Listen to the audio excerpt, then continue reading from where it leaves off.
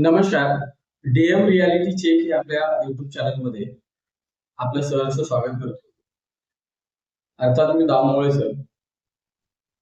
11 February 2026 ला पेशा क्षेत्रातल्या 17 संवर्गाच्या पदभरतीबाबत एक शासन निर्णय आला आणि मग त्या शासन निर्णय आल्यानंतर मी एक व्हिडिओ बनवला आणि त्या व्हिडिओमध्ये बऱ्यापैकी सगळ्या शासन निर्णयाचं विश्लेषण केलेलं आहे. परंतु तरीही काही गोष्टी ज्या आहेत त्या वारंवार चर्चेला गेल्यात. काही व्हॉट्सअप ग्रुपला वगैरे चर्चेला जातात आणि समाज माध्यमांमध्ये चर्चेला जातात आणि मग त्याच्यावरती मला वाटतं की एक छोटासा व्हिडिओ बनवावा आणि म्हणून हा छोटासा व्हिडिओ असेल आणि जास्त लेंदी मोठा नसेल. परंतु जी काही वस्तुस्थिती आहे ती वस्तुस्थिती आपण त्या ठिकाणी बघणार आहोत. तर मित्रांनो, 11 फेब्रुवारी 2026 ला माननीय सर्वोच्च न्यायालयाच्या ऑर्डरनुसार महाराष्ट्र शासनाने 17 संवर्गाच्या बाबतीमध्ये एक शासन निर्णय काढला आणि तो शासन निर्णय आल्यानंतर त्या ठिकाणी पेशा क्षेत्रातल्या त्या उमेदवारांना अखेर न्याय मिळाला की ज्यांनी पेशा क्षेत्रातल्या पदभरतीसाठी सुरुवातीपासून तर शेवटपर्यंत त्या ठिकाणी लढा दिला. मुळात मित्रांनो, या पेशा भरतीसाठी सुरुवातीला ज्यांनी या ठिकाणी योगदान दिलं, मग ते खासदार असतील, आमदार असतील, त्यानंतर जिल्हा परिषदेचे जे कोणी मंडळी असतील, ग्राउंड लेवलला पंचायत समितीचे, त्यानंतर ग्रामपंचायतीचे, त्यानंतर सामाजिक संघटना असतील, नोकरदार वर्ग असेल, त्यानंतर त्यावेळेस तुम्हाला माहिती असेल की ज्यावेळेस आपण हा लढा पेशा भरतीचा सुरू केला तर त्या पेशा भरतीच्या लढ्यामध्ये जवळजवळ आपण 2020 पासून हा लढा उभारला आणि याची सुरुवात पालघर जिल्ह्यातून आपण केली होती आणि पालघर जिल्ह्यातून पेशा भरतीचा जो मनवा पेटला तो पूर्ण 13 जिल्ह्यांमध्ये गेला आणि त्यानंतर त्या ठिकाणी आज त्याचा शासन निर्णय काढल्यानंतर 50% जागांचा एंड झाला. मुळात या सगळ्या लढाईमध्ये ही लढाई एकट्याची नाहीये, तर ही लढाई सुरुवातीपासून शेवटपर्यंत ज्यांनी योगदान दिलं ह्या सगळ्यांची आहे आणि मुळात ह्याच्यामध्ये जो सामान्य उमेदवार आहे की ज्याने प्रत्येक वेळेस जेव्हा हाक दिली त्यावेळेस मोठ्या दिलाने मदत केली. मुळात ज्या वेळेस आपण आंदोलन उपोषणे केली त्यावेळेस गावकरी जे होते, गावातले जे गावकरी मंडळी असतील, समाज माध्यमातून जी काही मदत मिळाली या सगळ्यांचे या ठिकाणी धन्यवाद देतो त्यांना. ज्यांनी मी राजकीय क्षेत्रातून आता कोणाचं नाव घेत नाही कारण बहुतेक सगळ्याच लोकांनी या ठिकाणी मदत केलेली आहे. आमदार असतील, खासदार असतील, त्या सगळ्यांनीच मदत केलेली आहे. त्यांचे खूप या ठिकाणी त्यांचे धन्यवाद करतो. त्यानंतर या ठिकाणी सामाजिक संघटना होत्या, महाराष्ट्र लेवलच्या, ग्रामीण लेवलच्या, नोकरदार वर्ग असतील, या सर्वांनी या ठिकाणी मोठ्या दिलाने मदत केली. त्यांचे या ठिकाणी मी स्वतः या ठिकाणी आभार व्यक्त करतो आणि त्यांचे धन्यवाद देतो की एक सोशल इश्यू पालघर जिल्ह्यापासून सुरू झाला, पूर्ण महाराष्ट्रभर पसरला आणि त्याला कुठेतरी यश आलं. आता आपण त्या GR कडे बोलूया की त्या GR मध्ये नेमकं काय आणि त्याच्या बाबतीमध्ये समाज माध्यमांमध्ये काय चर्चा होते त्याची वस्तुस्थिती आपण जाणून घेऊया. तुम्ही जर माझ्या व्हिडिओला, आपल्या चॅनलला नवीन असाल तर चॅनलला सबस्क्राईब करायला विसरू नका आणि हा व्हिडिओ जास्तीत जास्त शेअर करा. आपण डीएम रियालिटी चेकच्या माध्यमातून सत्यस्थिती मांडतो.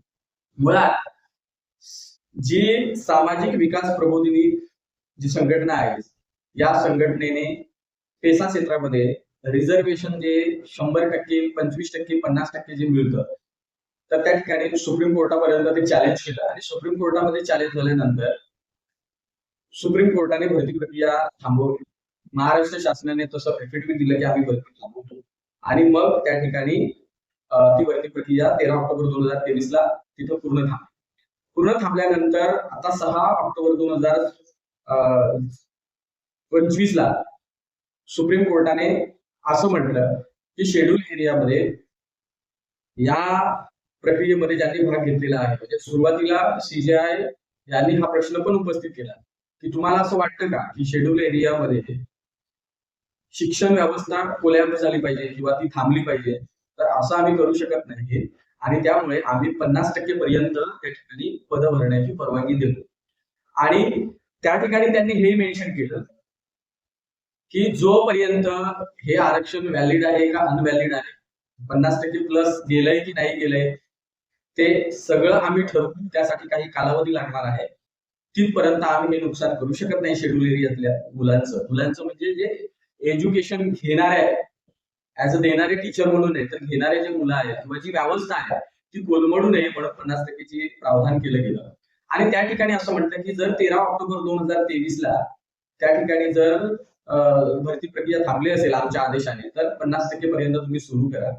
आणि जर डिझायर म्हणजे जर शासनाची इच्छा असेल आणि जर ओपनची भरती थांबली असेल तर तुम्ही त्या ठिकाणी ती सुरू करा. आता समाज माध्यमांमध्ये जी चर्चा होते हीच होते की 50% एसटीला रिझर्वेशन दिलं, इट्स ओके, पण 50% जी ओपनला दिलं त्यामध्ये शासनाने एक जो निर्णय घेतला तो सुप्रीम कोर्टाच्या विपरीत घेतला आणि याच्यावरती मी एक पोस्ट पण बनवली. आता यामध्ये बघा, सुप्रीम कोर्टामध्ये अजूनही 50%च्या वरचं रिझर्वेशन बाबतीत कुठेही त्यांनी काही म्हटलेलं नाही किंवा हे रिझर्वेशन कायदेशीर आहे का बेकायदेशीर आहे याच्यावरती अजून हिअरिंग झालेल्या नाहीत. त्यामुळे सुप्रीम कोर्टामध्ये या आरक्षण म्हणजे 50% भरायला सांगितलं, 50+ जातंय का हे ठरवलेलंच नाही. परंतु शासनाने एकीकडे 50% बिंदू एसटीला आणि 50% बिंदू ओपनला देऊन हा निकालच लावला गेला असं पॅसेंजर दिसतं. आणि मग त्याची वस्तुस्थिती काय, तर याच्यामध्ये थोडस जर आपण जाणून घेतलं तर सुप्रीम कोर्टाने 50% प्लस रिझर्वेशनच्या बाबतीमध्ये कुठलाही निर्णय अद्याप दिलेला नाही. मग महाराष्ट्र शासनाने हा निर्णय दिला कसा, याच्यावरती प्रश्नचिन्ह होतं. महाराष्ट्र शासन हे करू शकलं असतं की 50% जागा ह्या एसटीच्या भरा, 100% रिझर्वेशन मधल्या 50% जागा एसटीच्या भरा आणि 50% जागा ह्या होल्डवर ठेवा. ज्या वेळेस सुप्रीम कोर्टाचा अंतिम निर्णय येईल, कारण हा अंतरिम आदेश आहे, हा अंतिम आदेश नाही. ज्यावेळेस सुप्रीम कोर्टाचा अंतिम आदेश येईल त्यावेळेस वरच्या 50% जागांचा आपण निर्णय घेऊ. तोपर्यंत या जागा आम्ही होल्डवर ठेवतो. असंही होऊ शकलं असतं. परंतु 11 फेब्रुवारी 2026ला महाराष्ट्र शासनाने शासन निर्णय काढला आणि त्यामध्ये एक ओळ बघा आहे, यामध्ये महाराष्ट्र शासनाने ओळ टाकलेली आहे, ते पण तुम्हाला वाचून दाखवतो. त्यामध्ये त्यांनी असं म्हटलंय की 17 संवर्गातील सरळ सेवेच्या एकूण रिक्त पदांपैकी 50% पदे ही अनुसूचित जमातीतून भरायची.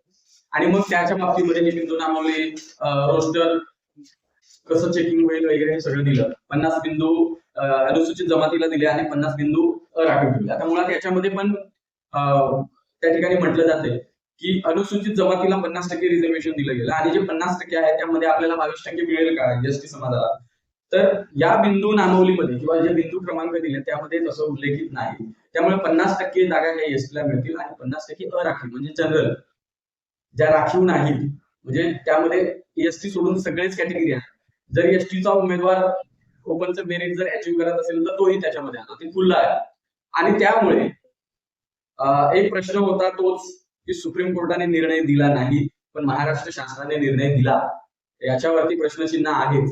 कारण सुप्रीम कोर्टाने 50%च्या वरच्या रिझर्वेशनच्या बाबतीमध्ये विचार केलेला नाही. ते म्हटलंय की आम्ही विचार करू, तोपर्यंत हे शैक्षणिक नुकसान होऊ नये म्हणून 50% पद भरण्याची आम्ही परवानगी देतो.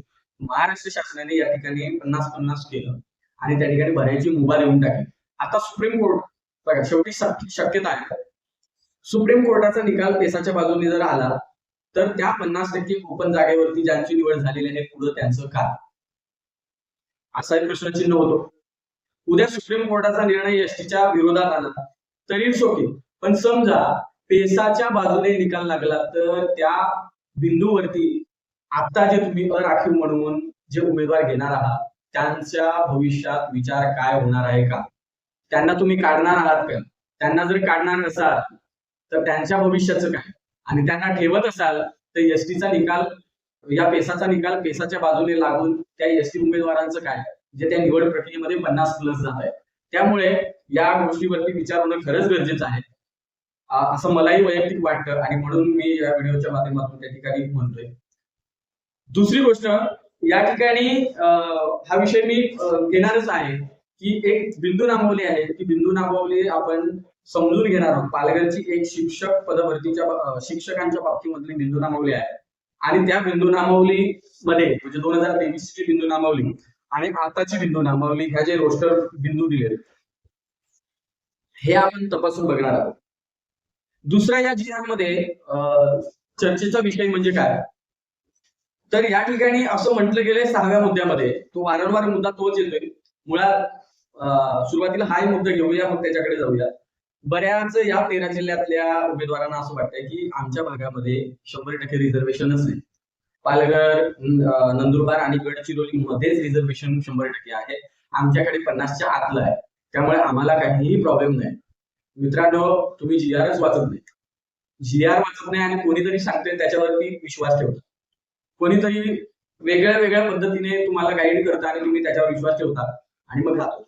तुम्ही एवढं लक्षात ठेवा की त्या ठिकाणी स्पष्ट मेन्शन केलंय, मी वारंवार म्हणतोय बऱ्याच व्हिडिओमध्ये की हे जे रिझर्वेशन आहे हे रिझर्वेशन गावानिहाय दिलेलं आहे. आदिवासी विकास विभागाकडे त्या याद्या आहेत त्या गावांच्या, जी पेसा गावं घोषित झालेली आहेत त्या पेसा गावातल्या गावांची यादी आदिवासी विकास विभागाकडे आपल्या टेलिग्राम चॅनलला सुद्धा तुम्ही ती बघू शकता. आणि यामध्ये आता ज्या ठिकाणी 25% रिझर्वेशन म्हणजे 25% पेक्षा कमी आदिवासी लोकसंख्या राहते तिथे 25% कायम ठेवण्यात आलेलं आहे. त्यानंतर 50% पेक्षा कमी आदिवासी लोकसंख्या आहे तिथे 50% जे होतं तसंच ठेवलेलं आहे.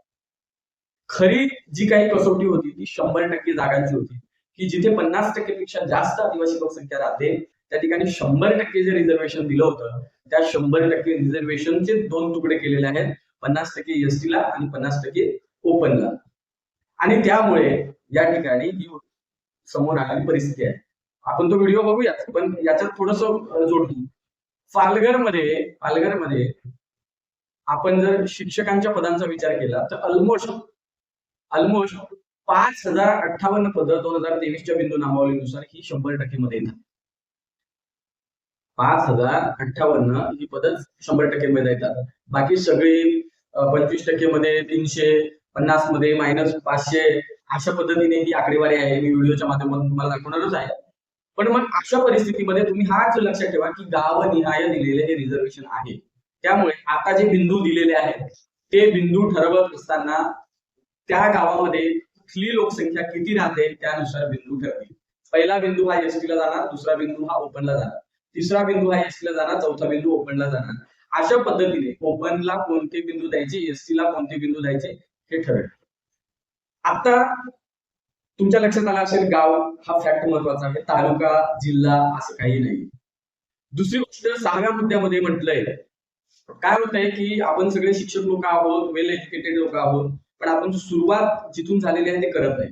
बघा त्या ठिकाणी असं म्हटलंय की वरील प्रमाणे पेसा क्षेत्रातील रिक्त पदांसाठी पदभरती प्रक्रिया राबविताना पदभरतीसाठी यापूर्वी जाहिरातीद्वारे राबविलेल्या निवड प्रक्रियेमध्ये गुणवत्तेने पात्र ठरलेल्या निवड यादीतील उमेदवारांचा म्हणजे सुरुवातीला त्यांना काय करावं लागेल की 2022-23 ला जी काही भरती प्रक्रिया सुरू झाली होती आणि 13 ऑक्टोबर 2023 ला ती भरती सुप्रीम कोर्टाच्या आदेशाने थांबली होती, त्या याद्यांमध्ये ज्यांची गुणवत्तेने निवड झाली होती किंवा पात्र ठरले होते, निवड प्रक्रियेमध्ये पात्र ठरले होते, त्या उमेदवारांचा प्रथम विचार करायचा आहे.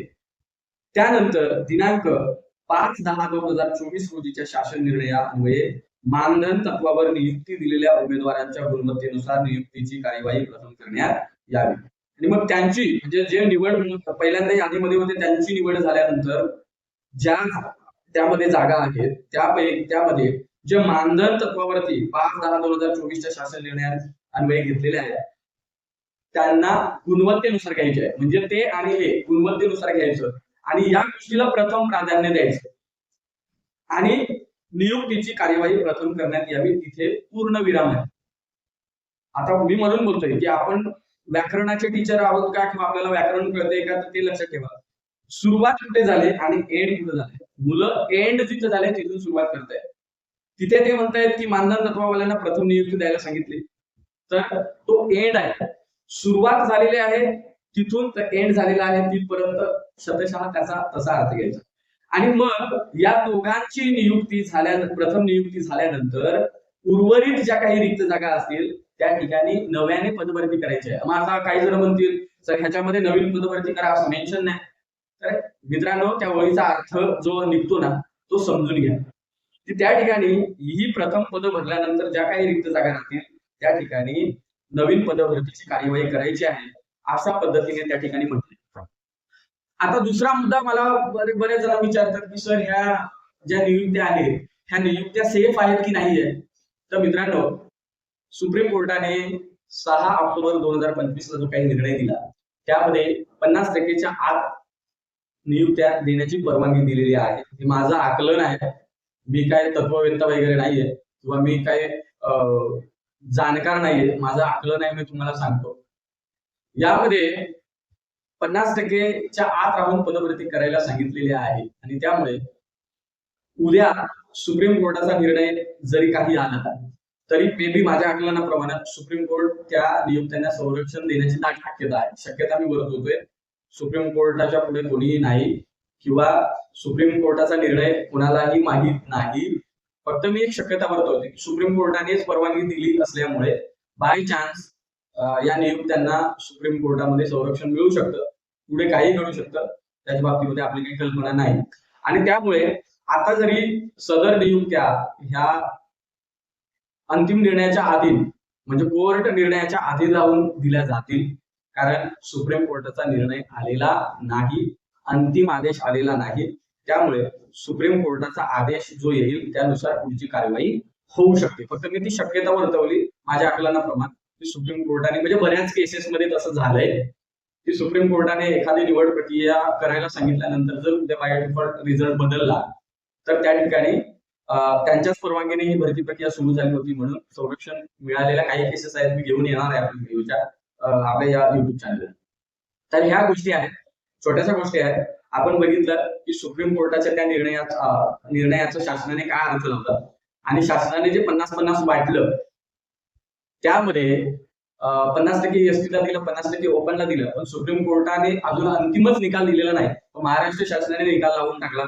अशा पद्धतीच्या ज्या काही मेसेजेसद्वारे या ठिकाणी समाज माध्यमांमध्ये चर्चा होते त्याच्यावरती आपण बघितलं. त्यानंतर बऱ्याच जणांना वाटायचं की आमच्या जिल्ह्यामध्ये 50% रिझर्वेशन आहे त्यामुळे आम्हाला काही प्रॉब्लेम येणार नाही. तर मित्रांनो गाव हा फॅक्ट पकडलेला आहे. गावानुसार ते आरक्षण आहे. त्यामुळे पहिल्यांदा जे बिंदू दिलेले आहेत त्या बिंदूनुसार हे ठरणार आहे. तिसरी गोष्ट आपण 6व्या मुद्द्याची बघितली की या ठिकाणी बऱ्याच जणांचा समज होता की आम्हाला पहिलं घ्यायला सांगितलंय, त्यांचं म्हणणं आम्हाला पहिलं घ्यायला सांगितलंय. त्याच्यातही एकंदरीत गुणवत्तेला प्राधान्य देऊन त्या ठिकाणी ज्यांची निवड होईल त्यांना नियुक्ती प्रथम देण्यात येईल. आणि मग 2025 वाल्यांचा जो मुद्दा होता की आम्हाला रिक्त जागा मिळतील की नाही, तर बघा सुरुवातीला मित्रांनो ह्या जागा वाटल्या जातील आणि वाटल्या गेल्यानंतर 50% जागा 50% एसटी 50% ओपन. आणि जर एसटीच्या जागा जर रिक्त राहिल्या या 2022-23च्या भरतीमधले जे उमेदवार आहेत त्यांना भरून जर जागा एखाद्या पदाच्या म्हणजे शिक्षक असेल किंवा तलाठी असेल वन असेल त्यांचा जर राहिल्या तर त्या नवीन भरतीमध्ये भरल्या जातील. आणि जर तिथे जर त्याच भरतीतले काही उमेदवार राहिले तर त्या ठिकाणी नवीन भरती होणं कठीण आहे कारण त्या जागा त्याच्या आपण व्हिडिओच्या माध्यमातून ते प्रॅक्टिकली समजून घेणार. दुसरी गोष्ट आपण समजून घेतली की सुप्रीम कोर्टाच्या अंतिम निर्णयाच्या अधीन राहून या नियुक्त्या देणार आहे. मी काही सुप्रीम कोर्टाचे ऑर्डर जजमेंट काही वाचले आणि त्यानुसार अशा काही शक्यता ज्या होत्या की त्या कोर्ट ऑर्डर मध्ये दिसतात आणि त्याच्या बेसिसवरती मी शक्यता मांडलेली आहे. सुप्रीम कोर्टाचा निर्णय सुप्रीम कोर्ट देणार आहे, तो निर्णय अजून आलेला नाही. त्यामुळे ज्या 50% मध्ये नियुक्त्या मिळतील त्या कशा सेफ आहेत किंवा अनसेफ आहेत ते मी तुम्हाला सांगितलं. आणि एक शेवटी जाता जाता सांगतो की हा जो निर्णय महाराष्ट्र शासनाने घेतलेला आहे तो सुप्रीम कोर्टाच्या ऑर्डरचा जो काही मतितार्थ आहे त्यानुसार काढून शासन निर्णय काढलेला आहे. आणि शासन निर्णय एकदा झाला की बघा शासनाने एकदा शासन निर्णय काढला की जे खालच्या लेवलचं प्रशासन असतं त्या प्रशासनाला शासनाचा निर्णय बंधनकारक असतो. सुप्रीम कोर्टाचा निर्णय शासनावरती बंधनकारक असतो आणि शासनाचा निर्णय हा प्रशासनावरती बंधनकारक असतो. त्यामुळे बऱ्याच जणांना वाटतं की जिल्हा परिषद लेवलला किंवा कलेक्टर लेवलला आपण बदलू शकतो, तर तसं होत नाही मित्रांनो. त्या ठिकाणी हा शासनाचा निर्णय बदलायचा अधिकार शासनालाच आहे. प्रशासन फक्त ते फॉलो करतं. आणि त्यामुळे 8व्या मुद्द्यामध्ये त्यांनी म्हटलंय की जो नियुक्ती प्राधिकारी आहे त्यांनी या शासन निर्णयाप्रमाणेच भरती प्रक्रिया करायची आहे, असं त्या ठिकाणी नियुक्ती प्राधिकाऱ्यांना त्या ठिकाणी सूचना करण्यात आलेल्या आहेत. त्यामुळे ते स्वतःच्या या शासन निर्णयाच्या पलीकडे जाऊन करणार नाही. जर त्यांना वाटलं तर ते मार्गदर्शन मागू शकतात आणि जे काही मार्गदर्शन मिळेल त्यानुसार प्रक्रिया करू शकतात. असा हा शासन निर्णयामधल्या काही त्रुटी होत्या, ज्या त्रुटी म्हणता येणार नाही, मुलांच्या मनामध्ये ज्या शंका होत्या त्या शंका माझ्यापर्यंत आल्या आणि त्या मी तुमच्यापर्यंत व्हिडिओच्या माध्यमातून ठेवलेल्या आहेत. छोटासा व्हिडिओ आहे. आपला एक दुसरा व्हिडिओ त्या ठिकाणी आपण प्रॅक्टिकली जागांचं वाटप करतोय, कशा पद्धतीने होऊ शकतं ते आपण व्हिडिओच्या माध्यमातून घेणार आहोत. हा व्हिडिओ तुम्हाला जर आवडला असेल तर नक्की लाईक करा, शेअर करा आणि जास्तीत जास्त शेअर करायला विसरू नका. आपण थांबूया. जोहार, जय संविधान.